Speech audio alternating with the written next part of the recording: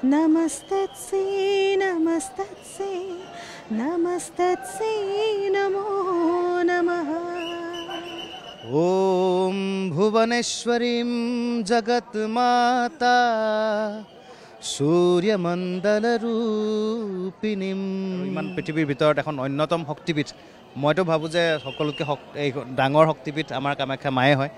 তো ভক্তৰ সমাগম বাঢ়িছে, আগতকৈ বহুত গুণে বেছি হৈছে। প্ৰত্যেক বছৰে আহোঁ, মই আহোঁৱেই।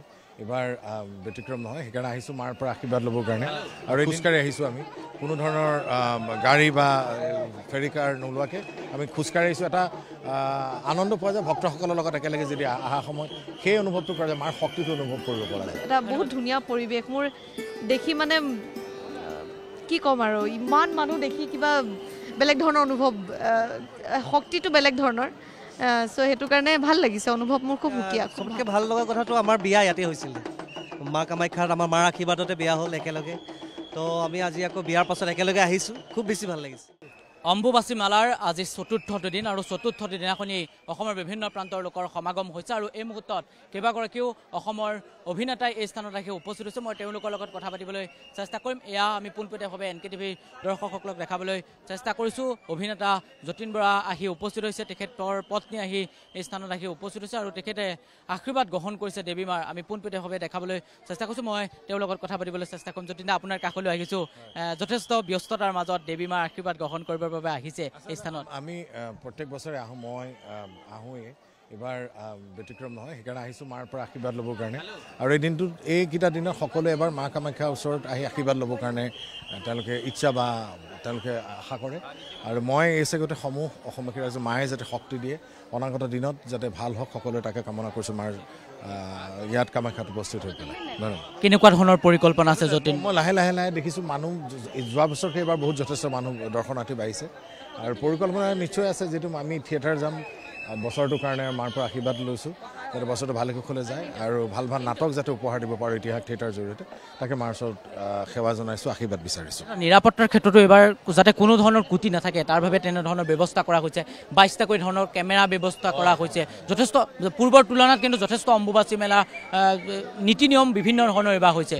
নহয়, যিয়ে কৰক, খালি দৰ্শনাৰ্থী যাতে অসুবিধা হ'ব নালাগে সেইটো গুৰুত্ব বেছি দিব লাগে।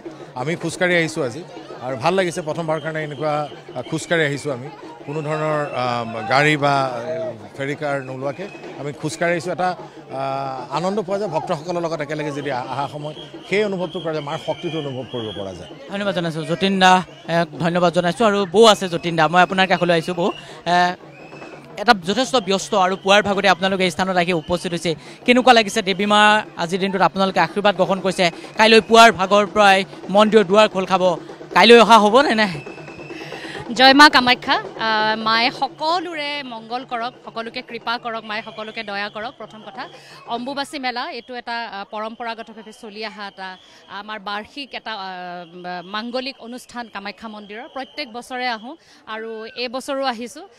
3 দিন দেৰিকৈ আহিলোঁ, গতিকে মনটো অকণ বেয়া লাগি আছিলে মায়ে নেমাতিব নেকি, কাৰণ বিৰাট ভিৰ হৈ আছিলে। সেই ভিৰত আহিবলৈ আচলতে সাহ কৰা নাছিলোঁ, কিন্তু মনতে ভাবিলোঁ মা মাতা সোনকালে আহিবলৈ, আৰু আজি সেই আহিলোঁ। আৰু নিশ্চয় কাইলৈ যিহেতু দুৱাৰ মুকলি হ'ব, অতি সোনকালে আহি মাক সাক্ষাৎ দৰ্শন কৰিম, আৰু মাৰ ওচৰত তাকে কামনা কৰি গৈছোঁ সকলোৰে ভাল হওক, সকলোৰে মংগল হওক, দেশত সুখ শান্তি, সকলোৰে জীৱনলৈ সমৃদ্ধি কঢ়িয়াই আনক মায়ে, সকলোৰে মংগল কৰক, তাকে কামনা কৰিছোঁ। আৰু পুনৰবাৰ সকলোলৈকে অম্বুবাচী মেলাৰ শুভেচ্ছা জনাইছোঁ, আৰু সকলোৱে আহক, মাৰ আশীৰ্বাদ লওক, আৰু মাৰ যি শক্তি, এই শক্তিক অনুভৱ কৰিবলৈ সকলোৱে এবাৰ কামাখ্যা মন্দিৰলৈ। পৰিকল্পনা আছে বৌ? পৰিকল্পনা এই বছৰত যিহেতু এখেত যতীন যিহেতু এবাৰ থিয়েটাৰত থাকিব, গতিকে এই বছৰত নহয়, কিন্তু মায়ে কৃপা কৰিলে 2025 চনত আমি পুনৰ নতুন চিনেমাখনৰ কাম আৰম্ভ কৰিম। আৰু আজি এই মা কামাখ্যা মন্দিৰতে মাৰ পৰা আশীৰ্বাদ বিচাৰিছোঁ যাতে সোনকালে নতুন কাম আৰম্ভ কৰিম। লওক, আমিও শুভেচ্ছা। ধন্যবাদ জনাইছোঁ। অসমৰ বিভিন্ন প্ৰান্তৰ লোকৰ সমাগম হৈছে, আৰু সমান্তৰালকৈ বলিউডৰ লগতে অসমৰ যিসকল অভিনেতা অভিনেত্ৰী সেইসকলো আহি মা কামাখ্যা মন্দিৰত আহি উপস্থিত হৈছে। আৰু প্ৰতিটো দৃশ্যাংশ NKTVৰ দৰ্শকসকলক আমি ভিডিঅ' জাৰ্নেলিষ্ট দীপাংকৰ শৰ্মা আৰু মই কল্পজিৎ শইকীয়াই কামাখ্যা মন্দিৰৰ নীলাচলৰ বুকুৰ পৰা প্ৰতিটো দৃশ্যাংশ দেখাবলৈ চেষ্টা কৰিম। নাই ৰ'ব, যাম। নমস্কাৰ, মই কল্পজিৎ শইকীয়া। আপোনালোকে চাবলৈ আৰম্ভ কৰিছে NKTV প্লাছ আৰু আমি নীলাচলত আছোঁ আৰু নীলাচলৰ বুকুৰ পৰা NKTV দৰ্শকসকলক প্ৰতিটো দৃশ্যাংশ দেখাবলৈ চেষ্টা কৰিছোঁ। আৰু নীলাচলৰ বুকুত বলিউডৰ কেইবাগৰাকী অভিনেতা উপস্থিত হয় আৰু বিভিন্নগৰাকীয়ে মাৰ কামাখ্যা মন্দিৰত আশীৰ্বাদ গ্ৰহণ কৰিছে। সমান্তৰালকৈ দেশৰ বিভিন্ন প্ৰান্তৰ লোকৰ সমাগম ঘটিছে আৰু অসমৰ কেইবাগৰাকীও কণ্ঠশিল্পী মোৰ লগত আছে। যতীন বৰা থাকিব মোৰ লগত, মই কথা পাতিবলৈ চেষ্টা কৰিম। গীতালি বা আছে, দীক্ষু দা আছে, মই তেওঁলোকৰ লগত কথা পাতিম। প্ৰথমে মই এটা দৃশ্যাংশ দেখাবলৈ চেষ্টা কৰিম কেনেধৰণে বীৰ দি বাট নোপোৱা অৱস্থা, এটা পৰিৱেশ কেনেধৰণে ভক্তিৰসত বিলীন হৈছে মা কামাখ্যা মন্দিৰৰ, সেই দৃশ্যাংশ দেখাবলৈ চেষ্টা কৰিম। আৰু সমান্তৰালকৈ গীতালি বা আছে, দীক্ষু দা আছে, মই অকণমান কথা পাতিম। মই অকণ পৰিৱেশটো দেখাবলৈ অনুৰোধ জনাম দীপাংকৰ শৰ্মাক। আৰু প্ৰথমে পৰিৱেশটো দেখাব, তাৰপিছতেই আমি কথা পাতিম। বিভিন্নগৰাকী এই স্থানত আজি পুৱাৰ পৰাই আহি এই স্থানত আহি উপস্থিত হৈছেহি। আৰু ইতিমধ্যে মই কৈছোঁৱে যে কামাখ্যা মন্দিৰৰ নীলাচলৰ পৰা প্ৰতিটো দৃশ্যাংশ NKTVৰ দৰ্শকসকলক আমি দেখাবলৈ চেষ্টা কৰিছোঁ। বিভিন্ন প্ৰান্তৰ লোকৰ সমাগম হৈছে এই স্থানলৈ আৰু বিভিন্নগৰাকীয়ে এই স্থানত আহি দেৱী মা আশীৰ্বাদ গ্ৰহণ কৰিবৰ বাবে আহিছে। প্ৰথমে দীক্ষু দা আছে, গীতালি বা আছে, মই তেওঁলোকৰ লগত কথা পাতিবলৈ চেষ্টা কৰিম। প্ৰথমে আপোনাৰ কাষলৈ আহিছোঁ, যথেষ্ট ব্যস্ত আৰু সেই ব্যস্ততাৰ মাজত মা কামাখ্যা মন্দিৰত আশীৰ্বাদ গ্ৰহণ কৰিবৰ বাবে আহিছে। কেনেধৰণৰ পৰিকল্পনা এই বৰ্ষটোক লৈ, বা 2024 বৰ্ষটো আধা আধি গ'লেই, 2025 বৰ্ষক লৈ কিবা নতুন পৰিকল্পনা আছে নেকি? পৰিকল্পনাটো বহুতখিনিয়ে আছে। কেইবাখনো চিনেমা, নতুন চিনেমাৰ গান ইতিমধ্যে বাণীবদ্ধ কৰিছোঁ। তো সেই চিনেমাকেইখন এখনৰ পিছত এখনকৈ এতিয়া ৰিলিজ হ'বলৈ গৈ আছে। তো সেইখিনি নতুন প্ৰজেক্ট, প্লাছ নিজৰ গীতখিনিতো আছেই। নিজৰ যিখিনি আমাৰ BND ক্ৰিয়েশ্যনৰ ফালৰ পৰা আমি নিৰ্মাণ কৰোঁ সেইখিনি আছে। প্লাছ এই বৰ্ষৰ থিয়েটাৰ যিহেতু আৰম্ভ হ'বলৈ গৈছে, আখৰা অহা মাহৰ পৰা আৰম্ভ হ'ব।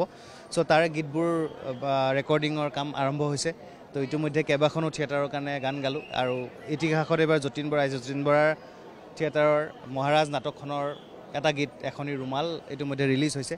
তো এতিয়া সূৰ্য থিয়েটাৰৰ এটা গীত ৰিলিজ হ'ব, উৎপল আছে। গতিকে তেনেকৈ ৰাজধানী, তো কেইবাখনো থিয়েটাৰ এতিয়ালৈকে গালোঁ।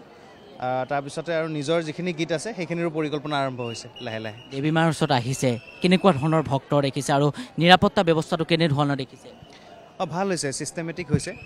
খালি তলত মানে ৰাইজৰ অকণমান পাৰ্কিঙৰ কাৰণে অসুবিধা যথেষ্ট সন্মুখীন হৈছে, কিন্তু এইটো উপায়ো নাই, কাৰণ ৰাস্তাটোৱে লাগি আছে কামাখ্যা মন্দিৰৰ আমাৰ যিটো ৰাস্তা, উঠি অহা ৰাস্তাৰ লগত। চ' তাত গাড়ী সোমাব দিলে আকৌ ভিৰো বেছি হৈ যায়। চ' ভূতনাথতে সেইকাৰণে বন্ধ কৰিছে, আৰু ইফালেও চাগে মালিগাঁৱৰ সেইফালৰ পৰা আহিব দিয়া নাই। তো ওপৰত কিন্তু ব্যৱস্থাটো খুব ভাল হৈছে, ডিচিপ্লিনকৈ মানুহখিনি গৈছে, ধুনীয়াকৈ উলিয়াই দিছে এইফালে। ইয়াত ভিতৰখিনিত মানে ৰৈ থাকিব নোৱাৰি। NCC স্কাউট গাইডৰ এই যিসকল ছাত্ৰ ছাত্ৰী, যথেষ্ট তেওঁলোকে কষ্ট কৰিছে দিনে ৰাতিয়ে। তেওঁলোকে কষ্ট কৰিছে, গোটেই ল'ৰা ছোৱালীখিনি লাগি আছে। তো মানুহখিনি অহা যোৱা কৰাত যাতে কাৰো অসুবিধা নহয় চাই আছে। ময়ো নিজে আহিছোঁ এইফালৰ পৰা, দেখুৱাই দিছে এইফালে। তো ভাল লাগিছে, ল'ৰা ছোৱালীখিনি সকলোৱে লাগি আছে ইয়াত। আৰু ইমান পৃথিৱীৰ ভিতৰত এখন অন্যতম শক্তিপীঠ, মইতো ভাবোঁ যে সকলোতকৈ এই ডাঙৰ শক্তিপীঠ আমাৰ কামাখ্যা মায়ে হয়। তো ভক্তৰ সমাগম বাঢ়িছে, আগতকৈ বহুত গুণে বেছি হৈছে। তো এইটো এটা শুভ সংকেত। মায়ে সকলোকে আশীৰ্বাদ কৰক, মংগল কৰক। কণ্ঠশিল্পী হিচাপে সকলোৱে আপোনাক চিনি পায়। আজি যদি অকণমান মাৰ গীত নহয়, তেতিয়া হয়তো সকলোৱে বেয়া পাব, মোকো দোষাৰোপ কৰিব কোনো লোকে। বেলেগ গীত নাগাওঁ, এটা মন্ত্ৰ মই গাবলৈ চেষ্টা কৰিছোঁ মাৰ কাৰণে। ওম ভুৱনেশ্বৰীম জগত মাতা সূৰ্যমণ্ডলৰূপিণীম নমামি বৰদম শুদ্ধম কামাখ্যাৰূপিণীম শিৱম। ওম। কাৰ লগত অহা হৈছে? মই আহিছোঁ, বিজেতা আহিছে মোৰ পত্নী, তাৰপিছত সুমিত আহিছে, গীতালি আহিছে, চুমি বৰা আহিছে। তো আমি 5জন আহিছোঁ একেলগে। কথা পাতিম তেওঁলোকৰ লগত। ধন্যবাদ জনাইছোঁ আপোনাক। মই গীতালি বা আছে, বাইদেউ আপোনাৰ কাষলৈ আহিছোঁ, যথেষ্ট ব্যস্ত আৰু সেই ব্যস্ততাৰ মাজত আহিছে দেৱী মা আশীৰ্বাদ গ্ৰহণ কৰিবৰ বাবে। কেনেকুৱা লাগিছে? ভিনদেউ আছে কাষত। ভাল লাগিছে, কাৰণ যিকোনো অকেজন হওক, কিবা হওক, বা আমি শুভ কাম এটা কৰাৰ লগে লগে আমি মা কামাখ্যাৰ ওচৰলৈ আহোঁ। গতিকে আৰু অম্বুবাচী মেলাৰ এই 4 দিনৰ এটা দিন মানে প্ৰায় চেষ্টা কৰোঁ আহিবৰ কাৰণে। আৰু এইবাৰো আমাৰ অহা হৈছে, ৰাতিপুৱাই আমি আহিলোঁ। ভাল লাগিছে পৰিৱেশটো, ৰাতিপুৱা পৰিৱেশটো অলপ বেলেগ লাগিছে। ইমান আৰু আগতকৈ বহুত মানুহ সমাগম দেখা পাইছোঁ, বহুত বেছি ভাল লাগিছে। আৰু নাজানো কিবা বেলেগ এটা পজিটিভ আছে, য'ত একদম তলৰ পৰা খোজকাঢ়ি আহি ইমান মানুহ পাওঁ, তো ভাল লাগে। এটা বেলেগ এটা মানে মাইণ্ডটো ব্লেংক হৈ থাকে আৰু ইয়াত আহিলে একো বেলেগ ধৰণৰ চিন্তাধাৰা নাই। যিমান দুখ কষ্ট চব আঁতৰি যায়, ইয়াতে বহি শান্তি এটা পোৱা যায়। তো ভাল লাগে আহি সকলোৱে আপোনাক কণ্ঠশিল্পী হিচাপে চিনি পায় আজি অকণমান যদি আজি মোৰ তেনেকৈ একদম একো বৰ বেয়া স্বভাৱ এটা আছে মোৰ মনত নাই या देवी सर्वभूतेषु शक्तिरूपेण संस्थिता नमस्तस्यै नमस्तस्यै नमस्तस्यै नमो नमः ধন্যবাদ জনাইছোঁ মই অকণমান গীতালী বা ভিন্দু আছে তেওঁলোকৰ অকণমান কথা পাতিম সমান্তৰালকৈ দীক্ষুদা বৌ এই স্থানত আহিছে গীতালী বাৰ লগত আহিছে প্ৰথমবাৰ বাবে হয়তো আহিবলগীয়া আহিছে নেকি বাৰু বিয়াৰ পাছত আমি চাগে প্ৰথমবাৰ বিয়াৰ পাছত প্ৰথমবাৰ আমাৰ বিয়া চবতকৈ ভাল লগা কথাটো আমাৰ বিয়া ইয়াতে হৈছিলে মা কামাখ্যাত আমাৰ মাৰ আশীৰ্বাদতে বিয়া হ'ল একেলগে তো আমি আজি আকৌ বিয়াৰ পাছত একেলগে আহিছোঁ খুব বেছি ভাল লাগিছে ধন্যবাদ জনাইছোঁ মই অকণমান পৰিৱেশটো দেখাইছোঁ আৰু দীক্ষুদা বৌ আছে অকণমান মই কথা পাতিম মই অকণমান আপোনাৰ কাষলৈ আহিছোঁ কেনেকুৱা লাগিছে যথেষ্ট ব্যস্ত আৰু তাৰ মাজতে দেশৰ বিভিন্ন প্ৰান্তৰ লোকসকলে এই স্থানত আহি উপস্থিত হৈছে আপোনালোকো আহিছে মইতো টিভিটো দেখি থাকোঁ এইবাৰ প্ৰথমবাৰ আহিছোঁ এনেই কামাখ্যা মই দৰ্শন কৰিবলৈ আহিয়ে থাকোঁ কিন্তু অম্বুবাচী এইবাৰ প্ৰথম আৰু যথেষ্ট ভাল লাগিছে এটা বহুত ধুনীয়া পৰিৱেশ মোৰ দেখি মানে কি ক'ম আৰু ইমান মানুহ দেখি কিবা বেলেগ ধৰণৰ অনুভৱ শক্তিটো বেলেগ ধৰণৰ চ' সেইটো কাৰণে ভাল লাগিছে অনুভৱ মোৰ খুব সুকীয়া খুব ভাল ধন্যবাদ জনাইছোঁ আমি প্ৰতিটো দৃশ্যাংশ NKTVৰ দৰ্শকসকলক দেখাবলৈ চেষ্টা কৰিম ইতিমধ্যে মই কৈছোঁৱেই নীলাচলৰ পৰা প্ৰতিটো দৃশ্যাংশ দেখাবৰ বাবে ভিডিঅ' জাৰ্নেলিষ্ট দীপাংকৰ শৰ্মা আছে আৰু মই আছোঁ প্ৰতিটো দৃশ্যাংশ আজি চতুৰ্থ দিনাখনে কেনেধৰণৰ পৰিৱেশ নীলাচলৰ বুকুত কেনেধৰণে ভিৰ কৰিছে সেই দৃশ্যাংশ আমি দেখাবলৈ চেষ্টা কৰিম আৰু আজিৰ দিনটোত তেওঁলোকৰ লগত কথা পাতিলোঁ য'তে ব্যস্ততাৰ মাজতো তেওঁলোকে দেৱী মা আশীৰ্বাদ গ্ৰহণ কৰিবৰ বাবে তেওঁলোকে পুৱাৰ ভাগতে আহি উপস্থিত হৈছে মা কামাখ্যা দেৱালয়ত